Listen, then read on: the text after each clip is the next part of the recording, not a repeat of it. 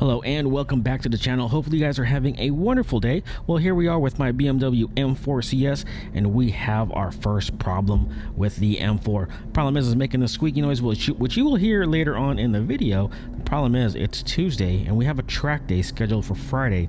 Will the BMW M4 CS make it to that track day? Stay tuned and find out. So I've had the BMW for about a year now, almost exactly to this date as we're filming this video, but I just encountered our first problem with the M4. Let me insert a video right about here so I can explain a little bit better.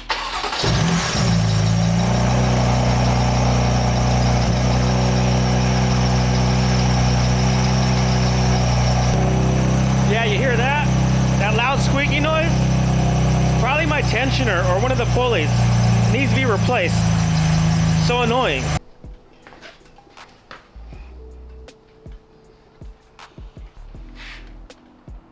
Looks fine.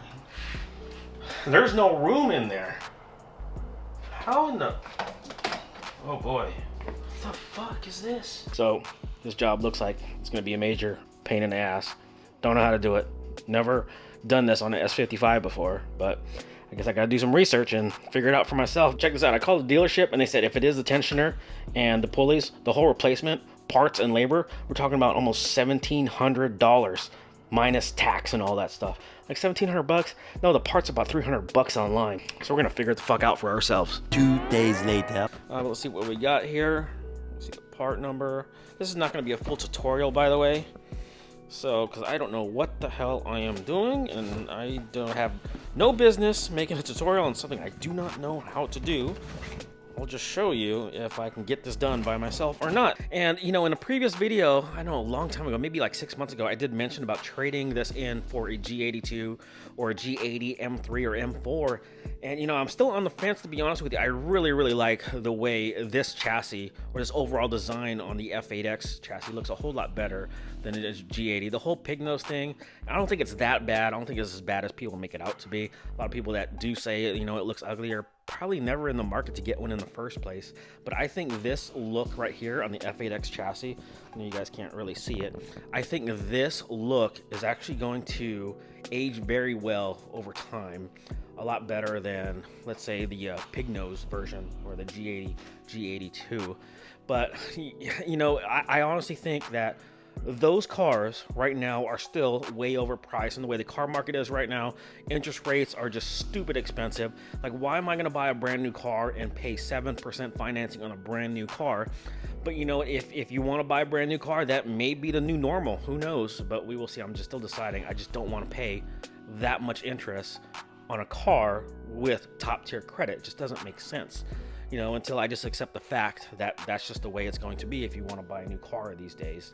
But I really do like the performance, you know, the straight line performance, having all-wheel drive, because that's going to be my preference if I do trade up, of the G80 and G82. But I don't know, you know, I'm on the fence. You know, most likely I'm probably going to stick with this one.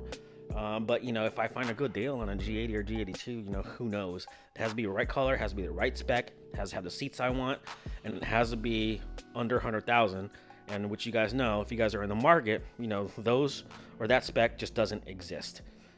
So we will see. Once those drop in value a little bit more, you know, in a little bit of time in the future, then we'll probably revisit that. But for now, this thing is going to stay unless I find a deal. But God, this color just looks so damn good in person.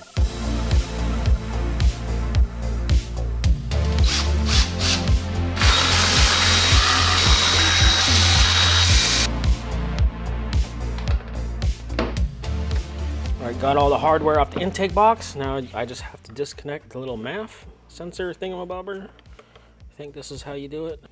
There you go. Didn't break anything. Alright, this little thing right here. Oh, okay, it just comes right off. All right, there you go. That's out. Oh, let's remove this hose. All right, I don't know if that restricts any airflow or anything. It says, do not remove. Okay, let's check this filter. Yeah, it's a little bit dirty. Yeah, this needs to be changed out. How the hell do you, oh my Lord. Jeez Louise, I might regret this. There's a little cover right here for the fan. There's just no way. How the hell Wow, when they said there's limited space, they are not lying. How are you gonna take this freaking, or I could just suck it up and just do it like the guy in the video and did it with the fan in there. All right, just a little update for you guys. It is a couple hours later, and this job is kind of a pain in the ass, but knowing what I know now, I could probably do this job in about 2 or 3 hours. So with all that said, look at this. I had to disconnect the oil lines right there. Oil started to spill everywhere. Good thing I caught most of it. There's just a little bit down there. But you have the actual tensioner right here. I think this was an E12. Let me get that in focus.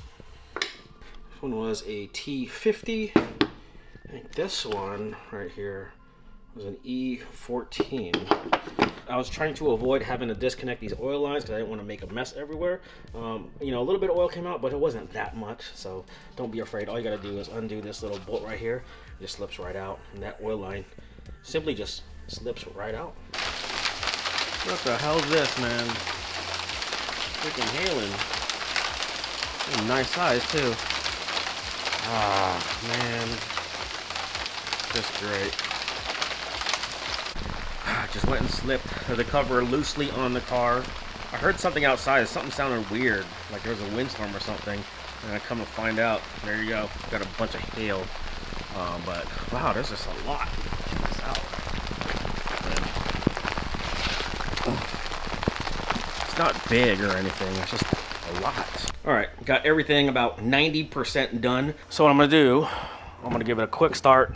Start it, shut it off real quick a couple times, just to get the belts going, or the pulleys going. Oh, God, I hope I didn't mess anything up. All right, heard a weird sound.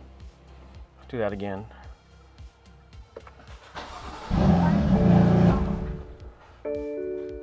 Okay, I think sounds good.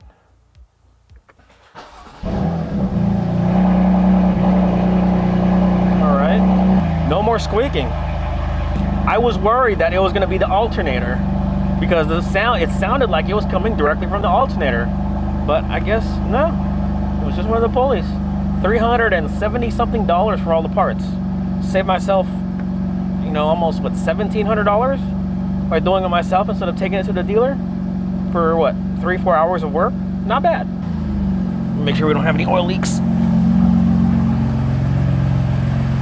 All right, so here we are at the Ridge Motorsports Park for the first track day of the year. Thankfully, we got no rain as of now, but no rain is in the forecast. But we are here at the Ridge Motorsports Park, one of the nicer facilities out here in the Pacific Northwest. Man, I hope it doesn't rain.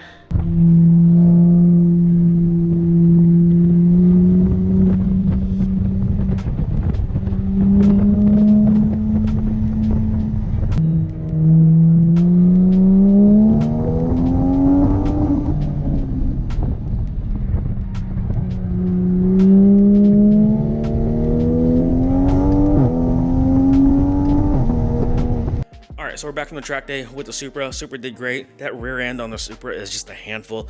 Many adjustments to make as far as alignment and suspension setup to make that car just a little bit more compliant as far as the rear end goes. But that's a long story. We'll tell you all about that later. But one of the reasons why I wasn't able to take the M4 is only because I have a slight oil leak right here. Those O-rings, I didn't know there were O-rings in there that you were supposed to replace.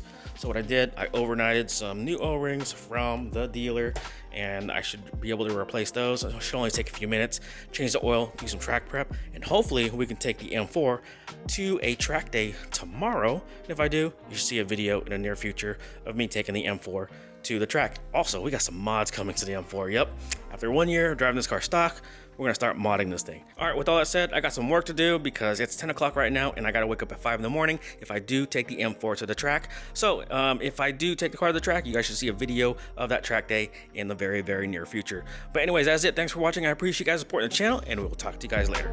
Peace out, guys.